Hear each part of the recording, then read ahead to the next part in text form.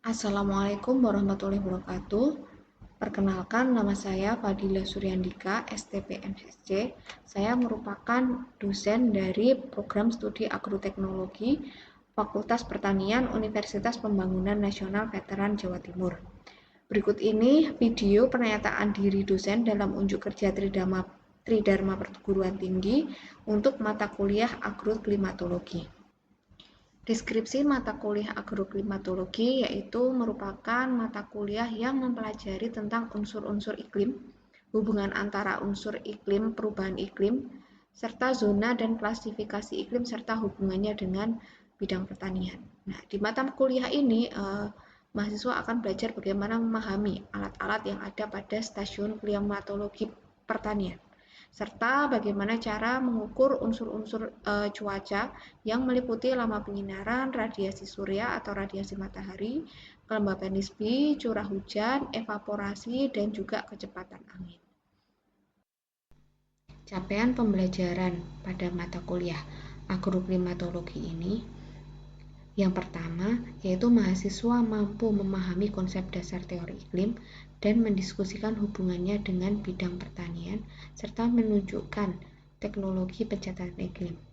Yang kedua, mahasiswa mampu menguraikan teori tentang unsur-unsur iklim, radiasi matahari, suhu udara, evaporasi, angin, awan, hujan, dan tekanan udara, dan mendiskusikannya peranannya dalam kehidupan dan bidang pertanian serta mempraktekkan pengukuran unsur-unsur iklim.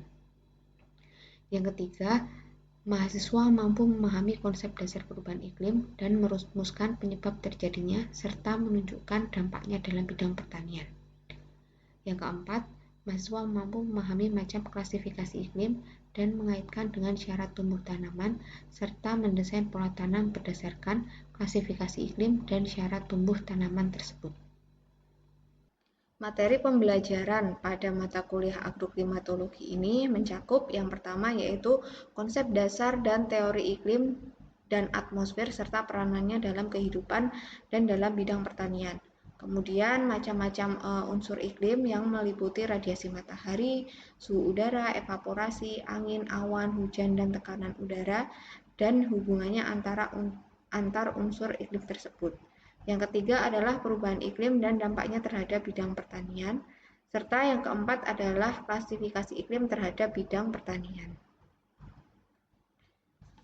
Selanjutnya untuk penilaian yaitu berupa tugas 10%, yaitu tugas yang pertama berupa tugas case based learning, yaitu tugas kelompok case study yang bersumber dari jurnal mengenai penerapan teori maupun faktor-faktor iklim dalam bidang pertanian.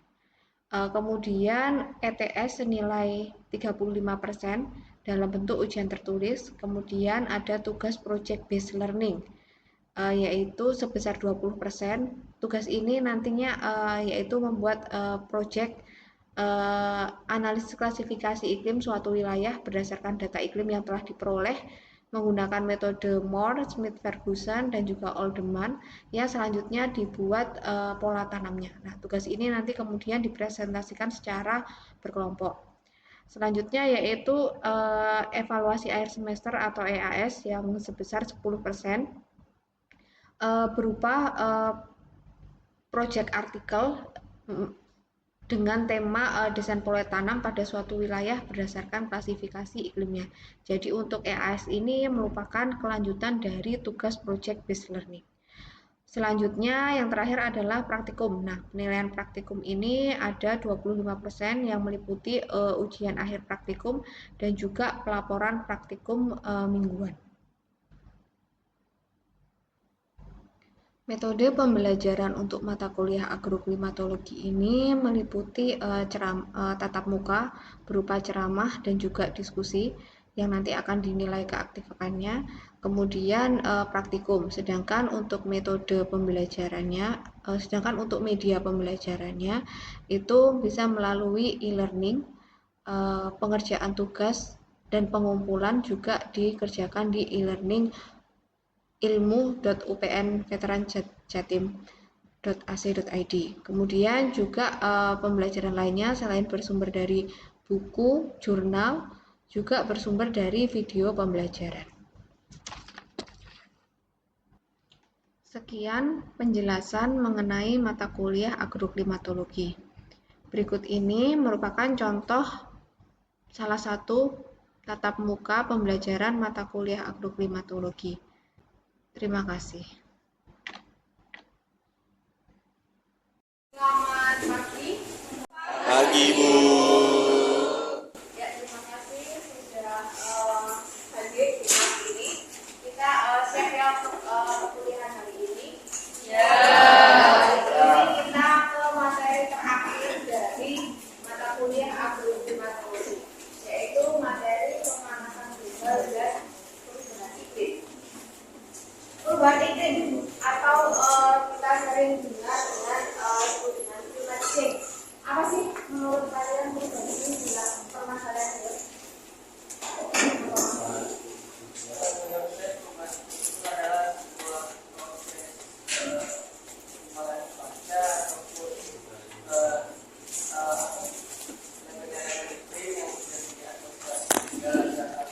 Dalam jangka panjang. Nanti kan kemarin juga belajar ya iklim dan cuaca. Kalau cuaca itu dalam waktu yang Pendek. kalau iklim dalam waktu yang Panjang. sehingga perubahan iklim ini nggak bisa disimpulkan sehari 2 hari, tapi setahun nggak bisa juga, yaitu dalam kurungan tahun. Nah, secara definisi pemanasan global. Nah, kalau pemanasan global adalah proses kenaikan suhu rata-rata atmosfer laut dan dari darat. Nah, sebelum masuk ke perubahan iklim kita ke pemanasan global.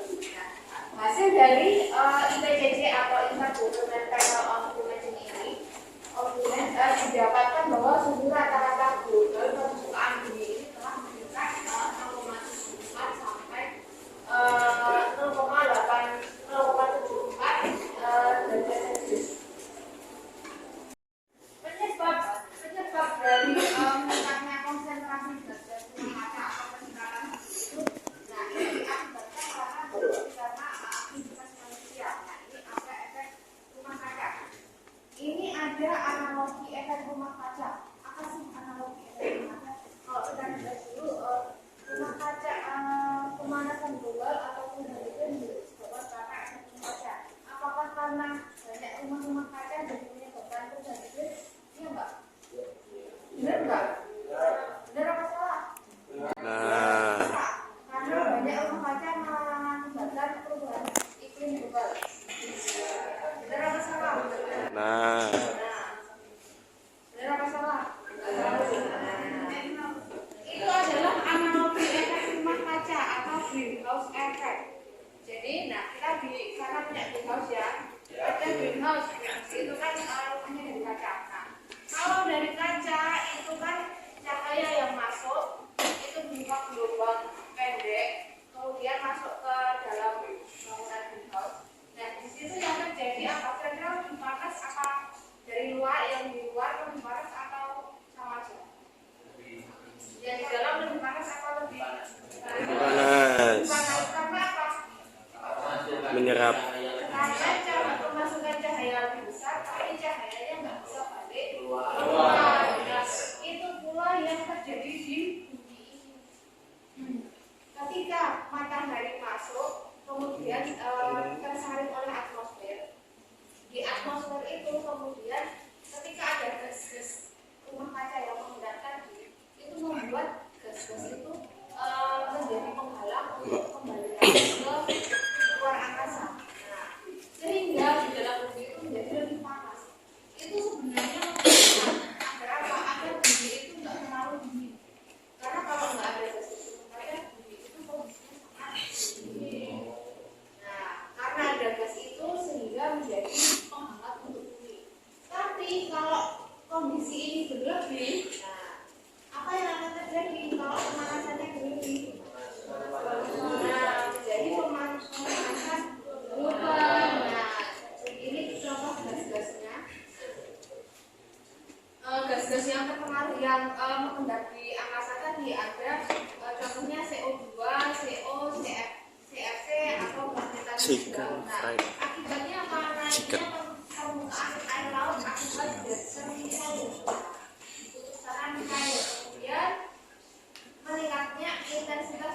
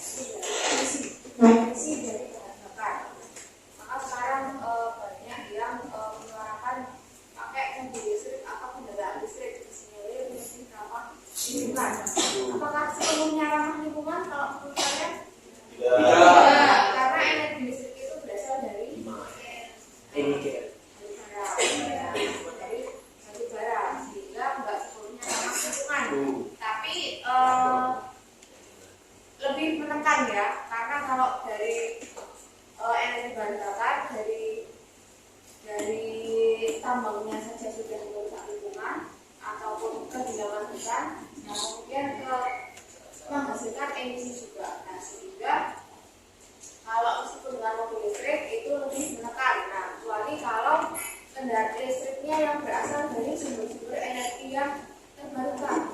Contohnya apa? Kalau energi yang terbarukan bebas emisi yang menghasilkan listrik, tenaga angin. Tenaga apa lagi? Air. Nah kalau yang angin itu ada di Sulawesi Selatan, ada pembangkit listrik terbesar. Nah itu dengan usaha dengan bersumber dari angin. Jadi pakai kincir angin yang besar. Kayak di mana? Belanda. Kemudian kalau di Jawa Barat ada pembangkit listrik terbesar yang menghasilkan listrik dari sumber air. Itu ada di Waduk Jatiluhur. Pernah dengar Jatiluhur? Ada pembangkit listrik tenaga air. Nah, kemudian kalau yang gampang, murah, dan bisa menghasilkan listrik dengan skala yang kecil atau rumahan, sekarang makin marak digunakan. Itu contohnya pembangkit listrik dengan menggunakan tenaga surya. Nah, tenaga surya, tenaga matahari, bisa menggunakan solar cell. Kalau lihat kalian di atap-atap rumah, nah ada papan-papan. Atau sekarang bisa di penerangan jalan itu atapnya pakai Solar cell. Nah, solar itu adalah sumber energi yang terbarukan. Kemudian ke sini ada kontribusi untuk peningkatan sumber kata ini juga ada di kehutanan, yaitu alih fungsi lahan. Nah, contohnya yang sedang marak akhir-akhir ini adalah alih fungsi lahan yang digunakan untuk tambang. Kemudian juga ada peternakan dan pertanian dari bagian kita. Peternakan pertanian itu juga menyumbangkan emisi. Bagian apa kalau kalian tahu? Menyumbang apa? Kotoran hewan, kotoran sapi atau ternak lainnya itu metannya itu sangat tinggi. Ya, karena itu kalau mau dijadikan pupuk itu harus dikeringkan. Dikeringkan atau bahasanya apa kalau orang bertanya pembuatan pupuk harus difermentasi atau dikomposkan. Nah, harus ada proses fermentasinya. Atau bisa juga limbah kotoran energi metannya dimanfaatkan. Nah, menjadi biogas terlebih dahulu.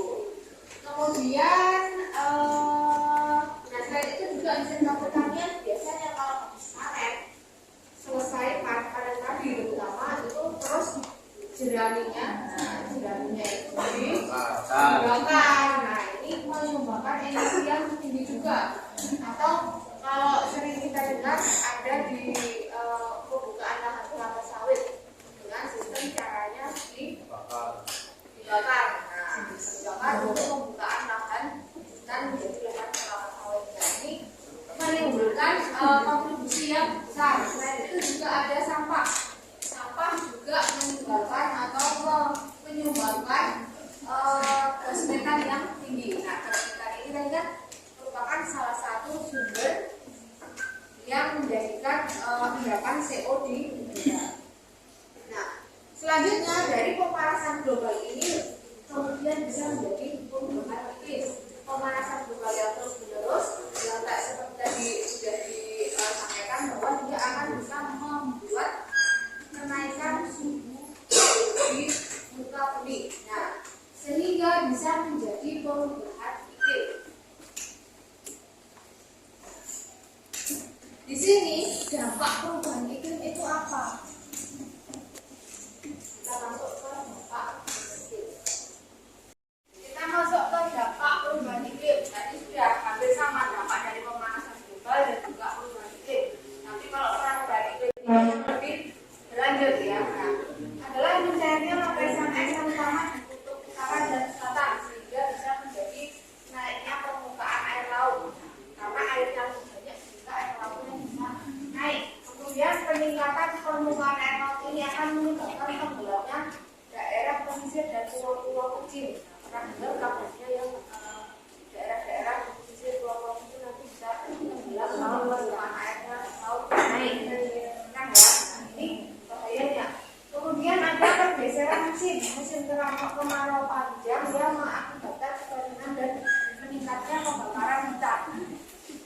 Kemudian juga bisa musim hujan dilakukan lebih cepat dengan intensitas curah hujan yang tinggi sehingga mengakibatkan banjir dan juga tanah longsor. Nah, ini kaitannya apa? Kaitannya kita kemarin sudah belajar El Nino dan La Nina.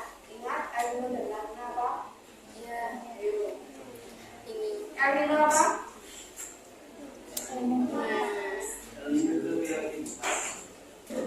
Iya. El Nino. Kalau El Nino itu yang hujannya tinggi atau yang rendah? Kalau La Nina tinggi. Nah, El Nino yang kering. Kalau La Nina itu yang tinggi. Nah, itu kan periodenya kan berulang 5 sampai 7 tahun, 7 sampai 8 tahun. Nah, kalau ada pemanasan atau perubahan iklim ini, periodenya itu bisa menjadi lebih singkat. Nah, sehingga kalau ada El Nino, La Nina, nanti ancamannya adalah kekeringan dan juga kalau hujannya terus bisa banjir dan juga longsor. Sehingga bisa terjadi akibatnya krisis makanan, meluasnya penyakit tropis dan juga hilangnya spesies yang karena tidak bisa beradaptasi dengan perubahan suhu di muka bumi. Contohnya tadi, kalau yang kalau di gletser di kutub utara dan selatan cair, hewan apa yang terancam? Pinguin. Pinguinnya bisa keluar kutub bisa terancam karena nggak bisa beradaptasi dengan perubahan suhu di bumi. Nah, lanjutannya, ini tadi El Nino dan La Nina tadi. Nah, ini akan memberikan frekuensi yang lebih sering. Kalau normalnya itu 5 sampai 7 tahun, nah ini bisa menjadi 3 sampai 5 tahun.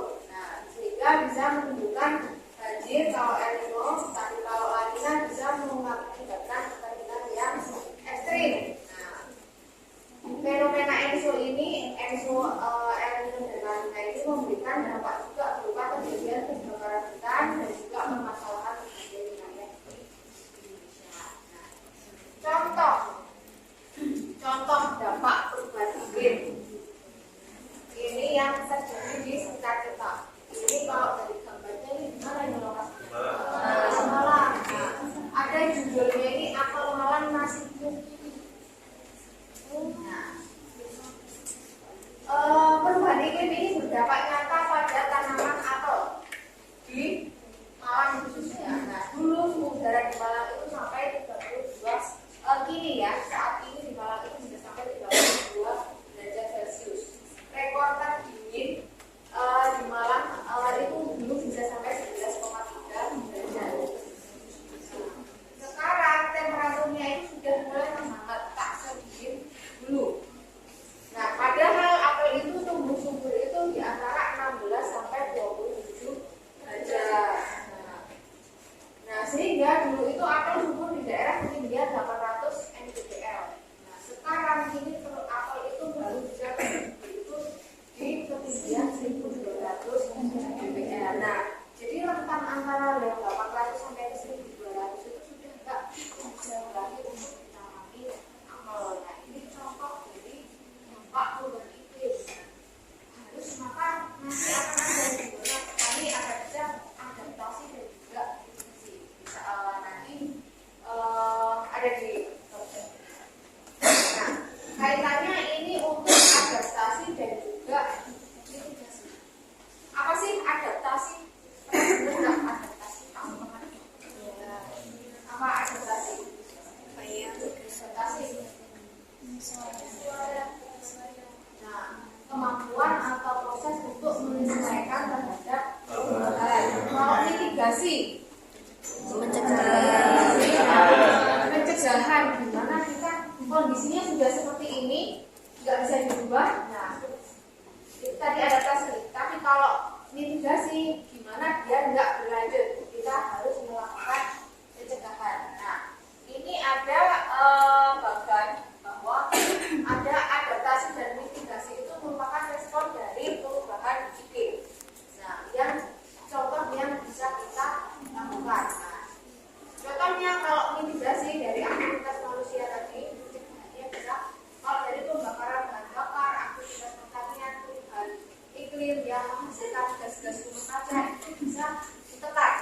Nah, kemudian kalau ditekan, kemudian nanti bisa memberikan dampak atau bisa menekan peningkatan suhu global ini, bisa menekan pencairan lapisan es juga bisa menekan kenaikan permukaan laut dan juga perubahan pola hujan ini akan bisa ditekan. Tapi kalau enggak, nah yang terjadi adalah perubahannya itu. Nah sehingga dampaknya kalau ini sudah nggak bisa ditolerir, nah maka dari itu kita harus adaptasi dengan kendala yang ada, dengan kondisi yang ada. Nah, sehingga apa saja contohnya ini ada di sini. Adaptasi dan perubahan, adaptasi dan juga mitigasi dari perubahan. Sekarang saya minta untuk kalian menuliskan. Saya beri waktu 5 menit masing-masing. Saya minta untuk menuliskan kalau sebagai masyarakat umum atau di bidang pertanian kita itu harus ngapain sih? Adaptasi terhadap perubahan iklim dan mitigasi terhadap perubahan. Saya minta untuk dibacakan hasil dari apa yang sudah kalian pikirkan. Nah, kira-kira apa aja adaptasi dan juga mitigasi perubahan iklim? Oke, siapa yang mau tunjuk tangan? Yang sudah? Sudah? Ya, coba.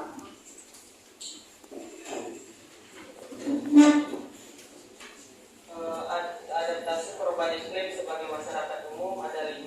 Yang pertama, mengubah kendaraan tidak ramah lingkungan menjadi kendaraan yang ramah lingkungan dengan memanfaatkan sumber energi terbarukan. Yang kedua, menghemat air dan energi. Yang ketiga, mengelola sampah dengan benar. Yang keempat, penguatan sistem ketahanan pangan. Yang kelima, meningkatkan layanan kesehatan dan penerapan PHBS atau perilaku hidup bersih dan sehat. Nah, kalau adaptasi dalam bidang pertanian itu ada 5. Satu, menerapkan pertanian terpadu. Yang kedua, mengubah pola tanam sesuai musim dan cuaca yang berubah-ubah. Yang ketiga, menggunakan varietas tanaman tahan iklim ekstrim. Yang ketiga, menerapkan irigasi hemat air. Yang keempat, menerapkan sistem agroforestry. Yang kelima, memberikan asuransi pertanian untuk mengantisipasi adanya gagal panen akibat cuaca ekstrim. Nah, untuk mitigasi masyarakat umum ada 3. Yang pertama, menanam pohon dan menjaga ruang terbuka atau RTK. Yang kedua, mengurangi konsumsi barang sekali pakai. Dan yang terakhir, memilih produk lokal dibandingkan produk luaran. Untuk mitigasi bidang pertanian, yang pertama ada penanganan lahan pertanian rendah emisi gas dan emisi gas rumah kaca. Yang kedua, adanya peningkatan atau mempertahankan tutupan vegetasi. Yang ketiga, mengurangi penggunaan pupuk kimia dan lebih memilih untuk menggunakan pupuk organik. Yang keempat, menanam tanaman penyerapan karbon. Dan yang kelima, mengolah lahan secara konservatif. Oke, terima kasih jawabannya yang cukup lengkap, yang sangat lengkap dari kedua. Mbak siapa? Eva, Mas Albert. Oke, jawaban yang sudah lengkap. Hal-hal yang harus kita lakukan. Tadi ada kenapa di sini disebut sebagai masyarakat umum dan juga sebagai petani. Karena yang sebagai masyarakat umum ini yang harus kita lakukan sehari-hari. Jadi di sini kita belajar tentang perubahan iklim, belajar tentang pemanasan global. Nah, kita juga mata kuliah ini juga sekaligus saya ingin membawa kalian untuk menyadari bahwa kita yang harus bergerak untuk menyelamatkan pemanasan global atau perubahan iklim. Nggak cuma petani, nggak cuma pelaku industri, tapi kita sebagai masyarakat umum banyak hal yang harus kita lakukan. Contohnya dari hal yang sederhana tadi, mengubah menjadi kendaraan yang lebih ramah lingkungan. Terus efisiensi dari penggunaan energi listrik, kalau nggak dipakai harus dimatikan. Kemudian apa lagi tadi? Yang sebagai masyarakat umum. Nah, berjalan kaki termasuk mengurangi emisi. Terus menggunakan produk yang lokal ya, karena apa? Mengurangi distribusi biar pengirimannya nggak terlalu jauh. Terus apa lagi? Nah, menanam pohon, merawat pohon. Nah, kalian bisa berkebun dari pekarangan sendiri, pekarangan yang karena untuk meningkatkan cadangan oksigen, menekan karbon. Kemudian, nah, yang harus kita ketahui sebagai kita sarjana di bidang pertanian, hal yang bisa dilakukan adalah dengan mengkomposkan pupuk tadi contohnya, atau mengolah limbah dari kotoran hewan agar menekan dari metan dari limbah. Kemudian dengan melakukan memilih varietas yang tahan terhadap perubahan iklim. Nah, kemarin di mata kuliah yang pola tanam kemarin kita sudah belajar bagaimana memilih tanaman yang sesuai dengan kondisi iklim dan juga varietas yang tahan terhadap perubahan iklim. Itu hal yang harus dilakukan. Kemudian apalagi contohnya? Nah, harus disesuai dengan klasifikasinya. Kemudian penghematan air, menampung air sebanyak mungkin untuk mencegah bagaimana menghadapi cuaca yang ekstrim. Kemudian menerapkan pola penanaman yang bisa efisiensi air. Nah, contohnya dengan padi yang sistem padi yang SRI, padi yang bukan tergenang. Itu contohnya. Mungkin ada yang mau memberi contoh lainnya? Ya. Sudah lengkap, sudah cukup ya. Nah, saya akhiri mungkin. Nah, itu sudah cukup untuk mata kuliah hari ini. Untuk bab perubahan iklim. Terima kasih. Saya tutup. Assalamualaikum warahmatullahi wabarakatuh.